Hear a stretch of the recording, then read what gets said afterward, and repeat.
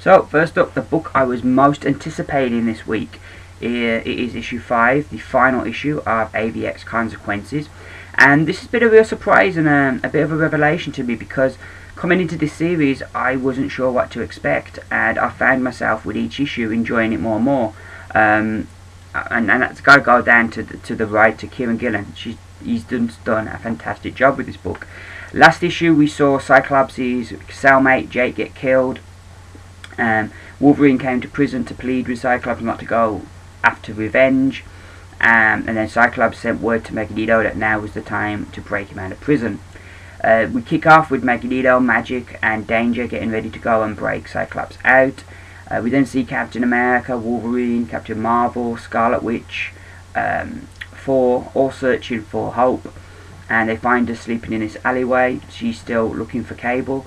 They talk her into going home. They then learn the prison's been broken into, so they head off to try and stop Cyclops escaping.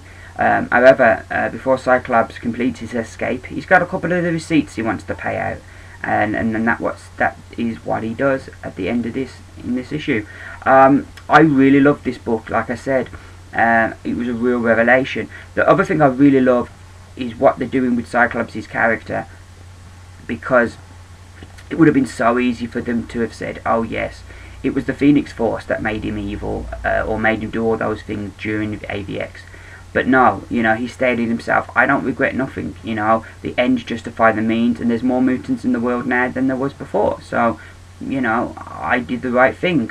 And I like that. I think it makes Cyclops a really interesting character. The other thing that I really like about the situation is how in the original X-Men you had Xavier and you had Magneto having these two opposing viewpoints of the best way forward for mutant kind. And now, in the current generation, you've got Wolverine and Cyclops taking on those roles, with the opposing viewpoints of what way forward is best. And I really like that, and it's something that's developed over the years, and it's organically developed.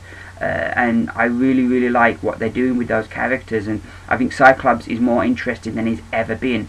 And in this book, it really sets events up nicely and really made me really anticipate all new X-Men. It was a book I was thinking, I like the concept, but I think I'll skip it. But now I really want to see what happens next to Cyclops, and that's how invested I've become in this character. And a lot of that is down to this great miniseries. My only real gripe was the art. I didn't like a lot of the art. Once again, the artist had trouble drawing Captain America's outfit. I think this is a different artist. I don't know if this is the same artist that worked on issue number 1. I'd have to go back and check. But I remember back in issue 1 that the artist had trouble with Cap's new armour, or new outfit, sorry. And again here, and just sometimes when he drew people, he struggled. When he had like scenes that were further away, that wasn't so bad. It was just, heads and stuff that weren't so good. The lighting here isn't too great, so I don't know how much you're going to pick up, but if you look this page here, and look at Captain America, depending on how well you can see, I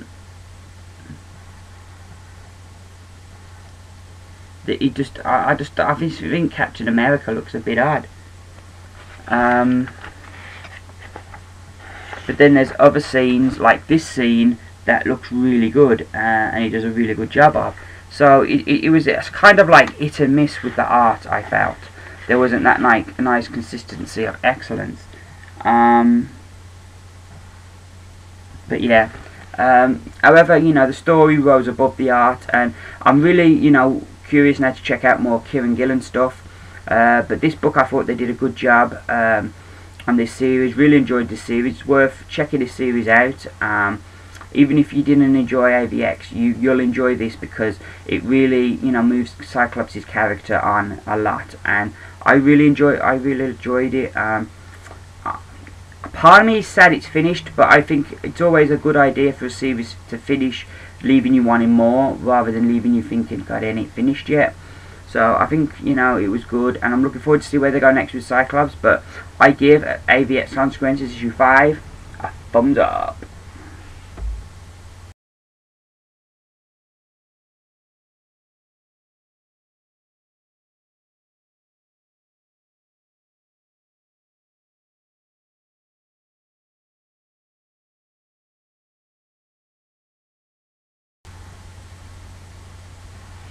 So I wasn't too sure whether I was going to pick this book up, but in the end I did, because it was Kieran Gillen, and I really enjoyed Kieran Gillen's AVX Consequences. So I thought, you know, I want to read more Gillen, so I picked this book up, and I'm glad I did. It was an enjoyable book. The story sees Iron Man, that this scientist called Maya Hansen has got captured and forced to reveal the secrets behind Extremis technology. And now Extremis, this potentially devastating weapon, could be in the hands of terrorists around the world, as it's going to be sold to the highest bidder. And Iron Man's got to stop it getting into the wrong hands, so he's got to track down who's got Extremis and find out all the people that know about it, so he can wipe out all the knowledge, so that, you know, that this isn't going to become a major threat. Throughout the story, the general theme is belief, and who or what Tony Stark believes in. And his inner monologues very much deal with that throughout the story. The writing here is excellent. The Tony Stark character is spot on. You know, it's not too much Robert Downey Jr. It's just the right balance. He has the arrogance, he has the wise cracks, but at the same time, you can see the hero within him. So I thought it was fantastic capturing the Tony Stark character. The other thing that Kieran Gillen does really well is it creates a story that is great for new readers and old readers alike. That it explains enough of what's going on that if you're a new reader you can follow it, but there's also nice little sort of bits that sort of play on old stories or old stuff that's happened, so that if you're a long time reader you feel you're still reading a continuation of the old stories that you read and loved. The art, a lot of people have been very negative on the art, and I think a lot of that is to do with who the artist is and not what the art is. Greg Land has got a lot of negativity surrounding him. I can't really comment on that. I don't know enough about it to really make a fair comment. All I can say is, all I can do is judging based on this book. The action scenes I thought were fantastic. There were some really fantastic action scenes, or scenes when Iron Man's in his armour. Those scenes work really well. The scenes with the faces, he has trouble sometimes really showing the expression in the faces, and also like the grins can be a bit too toothy and look a bit too false. So and there's like the one scene in the nightclub where it looks like Tony Stark's got his eyes shut the whole time. So like when it comes to faces and characters, I felt that the artwork wasn't as strong, but when it was action, it was really good. But then that was the thing about the art though, is like you've got this opening scene, which I think that sunset is just gorgeous. I loved that scene. But then we come here now to the scene in the nightclub, and I don't know how well you can see it here, but if you look at the pictures of Tony Stark, he looks like he's got his eyes closed, and those grins, I don't know, it just don't look right, you know. He does draw a very pretty lady, I'll give him that. But then you've got this scene where I think this bottom panel here, he gets the expression in Maya's face really well. And then, like, you know, we go into action mode, and again, you know, he does a really good job. And the colorist in this book, who I want to get the colorist, because the colorist is Guru EFX, because they deserve a lot. He deserve a lot of credit, because they did a great job with the colors in this one. And then you've got this scene here, which I just loved, the battle scene with Iron Man coming through the fire. So yes, like I said, the action scenes were really good. I thought the art was a mixed bag, but all in all, I enjoyed this first issue. It was a nice first issue. I really loved Kieran Gillen's characterization of Tony Stark. I think he got it spot on, and I look forward to seeing where it goes. Will I pick up issue 2? That's another question. It's another book that ships twice a month from Marvel, and Marvel do this a lot. And I know in the Marvel now, out of all the titles they're doing, there's about 8 that I'm interested in that are also shipped twice a month. There ain't no way I could afford that. You know, that would be 16 books a month extra you'd be buying. So, you know, I can afford at most 2. So I will be, you know, looking at picking up 2 twice-a-month books. So out of 8, where I would have been picking 8 if they were once a month, and I could maybe have stretched, now I will just be picking up, 4 books, because I'll be 2 titles that will ship twice a month, so that'll be 4 books. So, Marvel are going to make half the money out of me that they would have made, and, and this is something that Marvel do. There's a lot of titles right now that I love that I've had to give up because they ship twice a month, and it's something that really, really annoys me, especially in this hard financial times with not many jobs around, people getting their hours cut and money going down, and people losing jobs. You think that they would look at ways to increase their circulation, but instead they do things like this that, in my eyes, if I see a comic twice a month, it sort of makes me negative towards that comic. I don't know yet if I'm going to pick this one up. You've got All New X-Men and 4 coming out next week. Both books I'm looking really forward to. Out of those 3 books, I will drop 2. So I will probably pick up the first issues of all 3 and then sort of decide from there. But it's going to be very tough for me, and it's a shame because some of those books, the characters and the writers and the artists I like and would like to see their work, but I just can't afford so many books, and so time will tell whether I pick up issue 2. But I enjoyed issue 1, and I think I'd give it a thumbs up.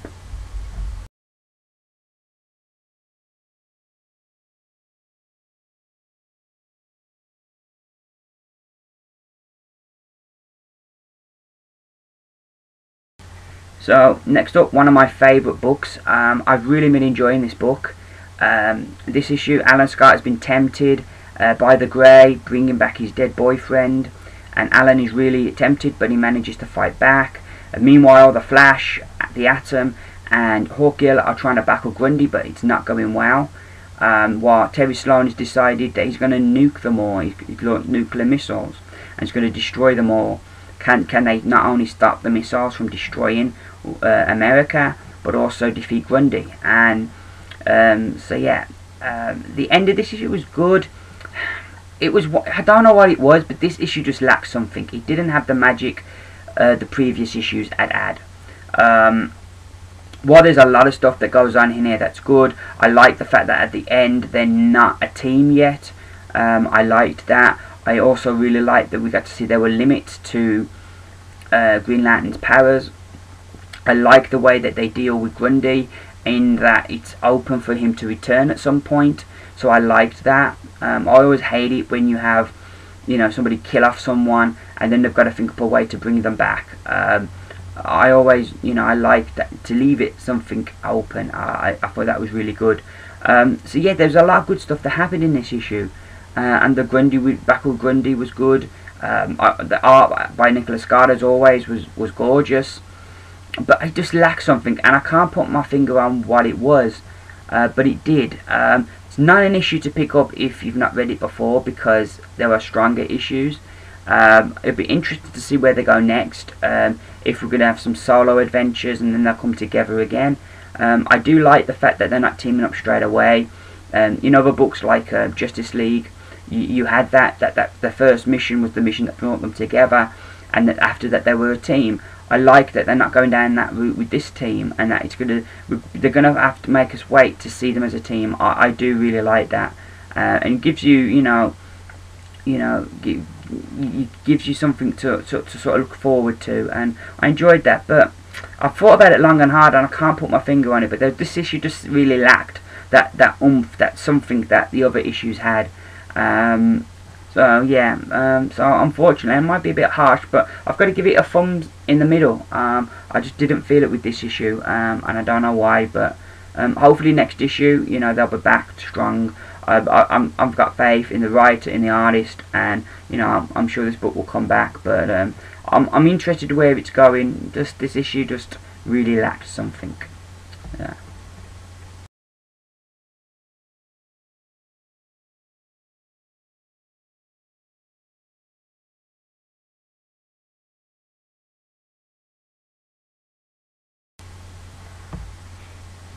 So we continue Bendis' final story on this book, and Iron Man, Giant Man, Captain America, and Thor found Wasp in this like inner universe, and they've gone to get it out, but things haven't gone quite to plan, and Lord Guzar won't let them go, and he wants to capture them, so they've got to try and escape this Lord Guzar, who's got this massive army that he's going to put against them. To make matters worse, Hank Pym cannot use the Pym particles, they don't work here, they just make things worse, and that leads to the Avengers' downfall.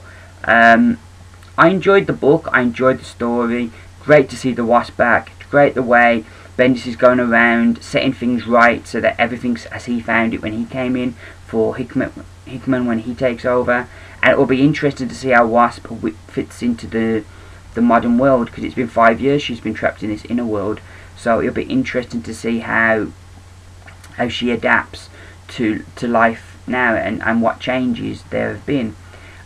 Also, the art, I didn't like the art in this book, and it wasn't anything majorly wrong with it. It wasn't like with AVX Consequences, where it was Captain America just wasn't right, he didn't look right. And this, the art just wasn't to my tastes, and it's just a personal preference thing. It wasn't the kind of art that I like, and so yeah, that took it down a notch. The story was still good, but not as good as the previous issue, but I'm looking forward to the final issue still, to see where we go from here.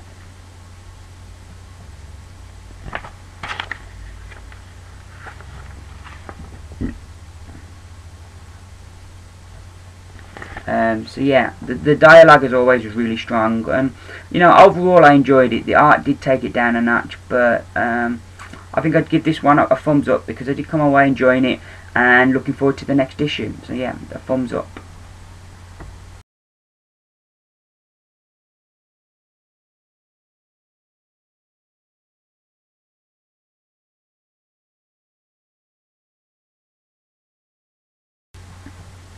And here's another book that surprised me, Stormwatch, issue 14. I only picked this book and the previous issue up because it had Etrigan the Demon in modern day, in the modern day New 52. So that was my whole reason, and I was only going to pick it up for the 3 issues that Etrigan was in it. But this, I've enjoyed these 2 issues so much, I think I may add this to my pull list and start getting this regularly. It's really good. You've got, you know, Midnighter and Apollo are sort of got these feelings for each other, and Etrigan the Demon seemingly has killed Midnighter, so Apollo is like devastated that the love of his life is dead. So he now just unleashes everything he's got on Etrigan, but it doesn't take Etrigan out. And then the rest of Stormwatch show up to help in the fight, and we find that Midnighter isn't dead, that he was just knocked unconscious and he's okay. And the relief on Apollo is like massive, because he just realised he doesn't know what he'd do without his love. So the story goes on, and they get this ultimatum from the leader of Stormwatch, called Engineer. Etrigan meanwhile manages to escape. He hides himself inside the kid that summoned him to escape. Meanwhile, Engineer makes his ultimatum to Apollo and Midnighter, and this could really like put a real strain on the relationship, as they sort of have their 2 different ways of they're going to deal with this. So it's really interesting at the end of the issue what happens as a repercussion of what Engineer does. I really like this book. Engineer seems a real jerk. I don't like her at all. But the other characters are interesting. Their powers are different. You've got the one guy, Hawksmoor, and he's got this he's like the king of cities or something, and he can like talk to the city and learn about stuff. And through him, we learn a lot about the history of the Stormwatch and about their links to the Demon Knights and to these people called the Shadow Court or something. Shadow Lords, that was it. And that you can't, Shadow Lords, you can't quit X-Force because the Shadow Lords will find you. It's like, it isn't a job that you can just quit from. So that makes it something kind of sinister almost about Stormwatch. So I'm really fascinated by this book. I picked it up when it first came out, but I didn't feel that Paul Cornell, who's a good writer, really went anywhere with the potential of the book, so I dropped it. But I picked up this one, and Peter Milligan, who's took over, does a really great job. The art here, we've got two artists, Will Conrad and Cliff Richards. I preferred Conrad's art, and it was quite jarring when, for I think the final 4 pages, we jump over to Richards' art. I found it really jarring in the story, and I wish they could have got Conrad to do it all, because I really like Conrad's art. But it's well worth checking out. There's some, like I said, Conrad's art is really good in this book. I like how he draws the demon. He does a really good job, and of course, you've got all the hellfire and brimstone, and and Etrigan even mentions Madame. I don't know if it's Etrigan or the city that mentions Madame Xanadu. So it's going to be interesting into what books this is going to sort of follow up into. But yeah, I enjoyed this book, and I definitely look forward to picking up again next month. And yeah, I'm going to keep getting this one, see if it carries on. If it carries on as good as the last 2 issues have been, I think this will be a regular book I'll be getting, and I definitely give this book a thumbs up.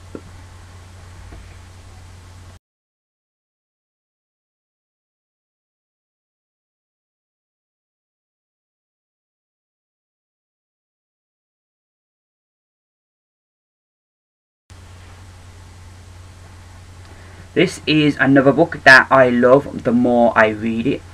It is Planet of the Apes, Cataclysm, issue 3. And the first issue, we had the rocket being fired at the moon blowing up. We then had all the fallout and the big disaster that hits Ape City in issue 2. This issue was still dealing with the disaster and the repercussions of that, but we all start getting our mystery of like who done this and why did they do this. We don't get no answers yet, but it certainly looked at the end of the issue like we might get some next issue.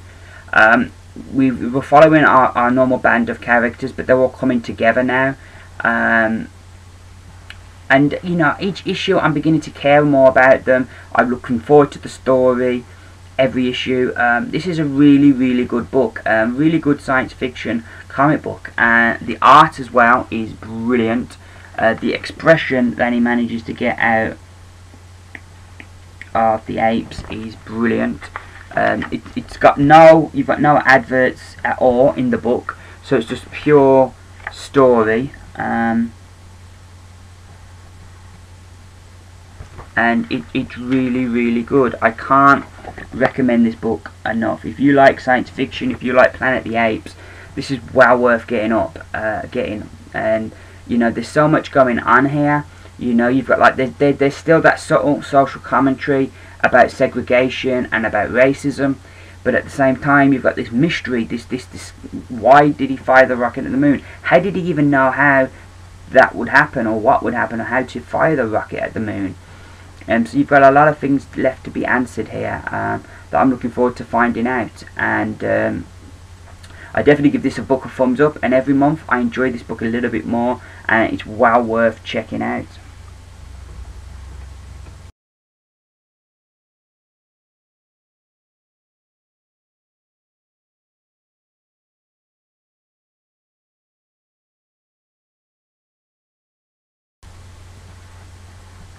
So next up we continue the Rot World storyline with Animal Man, and this has been a good book, but last month I felt you had a similar story. Well, not similar, they were the same story in Animal Man and Swamp Thing, but one just starred Swamp Thing and one starred Animal Man, but they're essentially the same story. This issue we continue the story. Buddy's just been informed his family are all dead when they get attacked by Phoenix Faust and the Rot. Faust hasn't been turned. He works for the Rot now. He gave himself to work for them, so he hasn't been altered too much. So he leads his forces against the Rot. Against the Red, and they manage to fight them off. But they're not there to fight, and Phoenix just informs Animal Man that they have his daughter, and he's welcome to come to the castle together. Animal Man knows it's a trap, but he can't leave his daughter there. If there's a chance she's alive, he's got to go to her. So eventually Black Orchid, John Constantine, Steel and Beast Boy agree to go with him. They leave Shepard looking after the Red Kingdom, and they're going to go. But Constantine convinces Animal Man that if they're going to do this, they need to get Swamp Thing and do it together. That's the only way they stand any chance. So they're going to go off to look for Swamp Thing now. And off they go on their journey, and then we end on the cliffhanger. I enjoyed this book. I ideally did, and it continues to be a good book. Even last month, when it seemed to be the same story, it was still a good book. I'm interested to see how this whole thing's going to end up, because surely they've got to do some kind of timey-wimey stuff that puts everything right. Because otherwise this book's going to run its own continuity. The one thing I did really enjoy here as well was the fact that because Jeff Lemire writes this and Justice League Dark, and some of the characters are kind of crossing over, so you brought up things like in the last issue of Justice League Dark, Constantine had a conversation with Black Orchid where she stated that she can access like the power of both the red and the green, which is impossible. And she has a similar conversation in this issue with Animal Man. So, you know, I like just little things like that are nice, you know, that it feels like, yeah, it's the same universe, it's the same characters that you read in these different books. The artwork I must compliment as well. Though you've got two artists, which is a bit of a bugbear with me, I don't like having two artists on a book, but when they're used like this, I don't mind at all. The scenes in the past with Animal Man's daughter and showing what happened to her, those are drawn by a different artist to the modern day. So instantly your mind clicks, oh yeah, this from seeing the artwork, that oh this is the flashback bit and this is the modern day bit. So I really liked how they used that, and you know, it's the second month in a row they've done that, and I think it's a really nice way to use two artists. Yeah, so again, another good book, really worth checking out. It's really good. Like I said, the art as always, it's all the way through Animal Man. We've got used to good art. You see, you've got this is your in the past with Max, with I think it's Maxine, isn't it? No, yeah, it's Maxine. So you know that's in the past, but then the modern day stuff is like that. So yeah, but all in all, another really good book. I enjoyed it, well worth checking out, and I give it a thumbs up.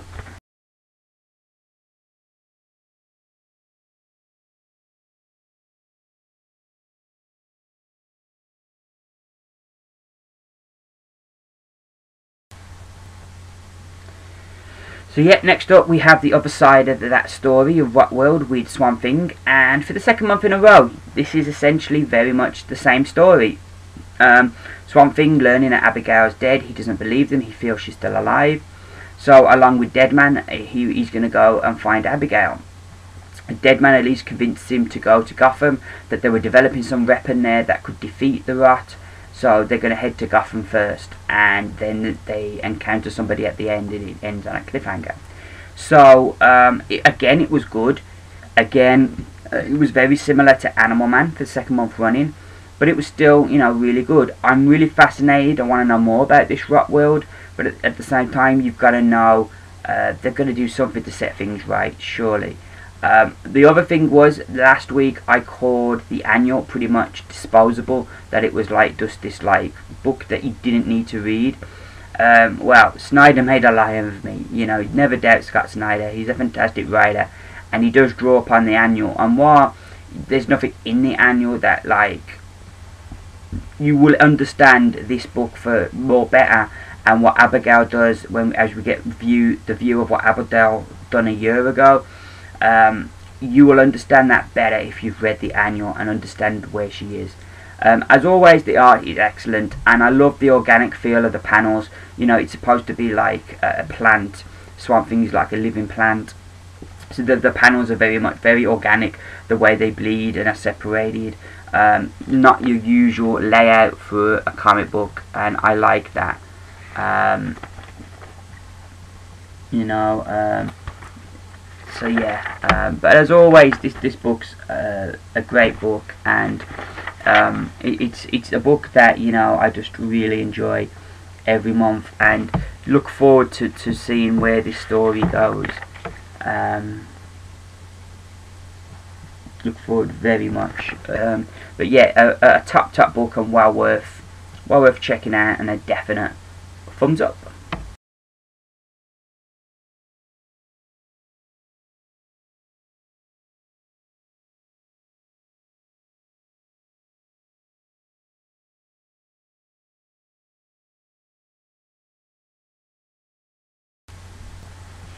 And finally, my pick of the week, which is Green Lantern issue 14, and I'm just loving this book at the moment. Jeff Johns does a fantastic job with this issue, fits so much into this book. It's just a pleasure to read. As we saw last issue, the Justice League have caught up with Simon Baz, the new Green Lantern. They want to know what happened to the previous Green Lantern, Hal Jordan, and whether Baz has done anything to him. So, like, Baz is initially trying to explain himself to the Justice League, but then he sort of panics a bit, so he tries to do a runner, and all these constructs are coming out that are just natural to him. So, like, because he used to be a race driver, he has all these cars. He creates all these cars to sort of try and get away from the Justice League. Meanwhile, we get to see the Guardians and the First Lantern and see what they're up to. We also get a glimpse at those other Guardians we saw in the annual, and Black Hand. We also get, at the end of the issue, we get a little glimpse once again of Hal Jordan and Sinestro.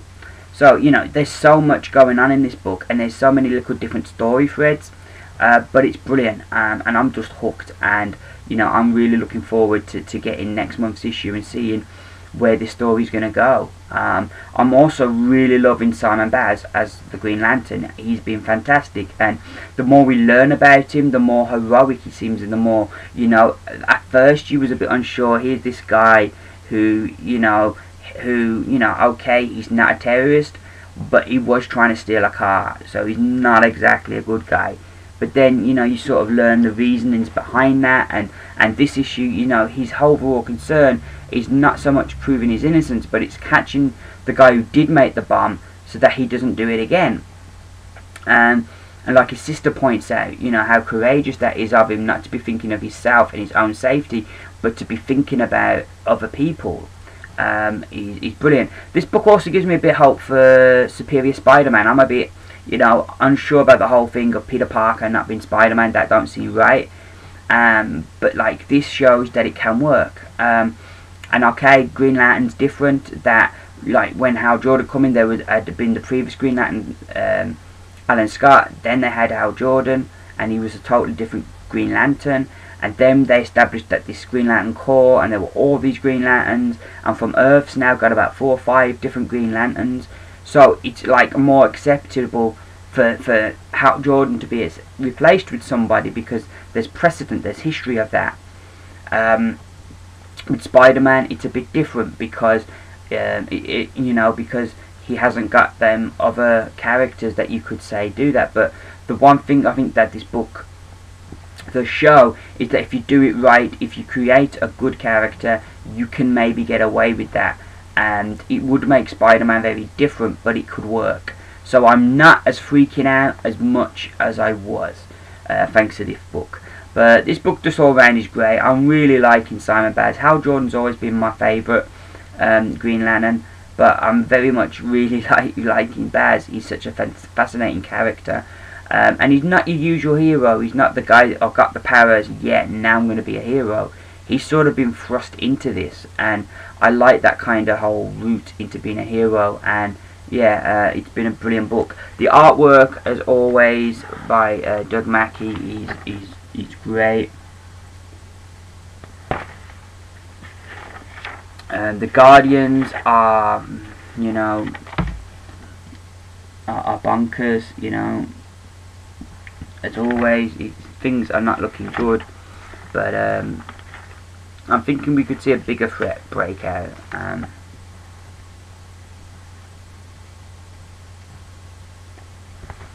But as always, Doug Mackey just does a first first class job on this book. But yeah, that was my pick of the week. This was the book that I had the biggest smile on my face when I finished. And there were some good books this week, but this was for me, was my pick of the week. So yeah, well worth checking out this story arc.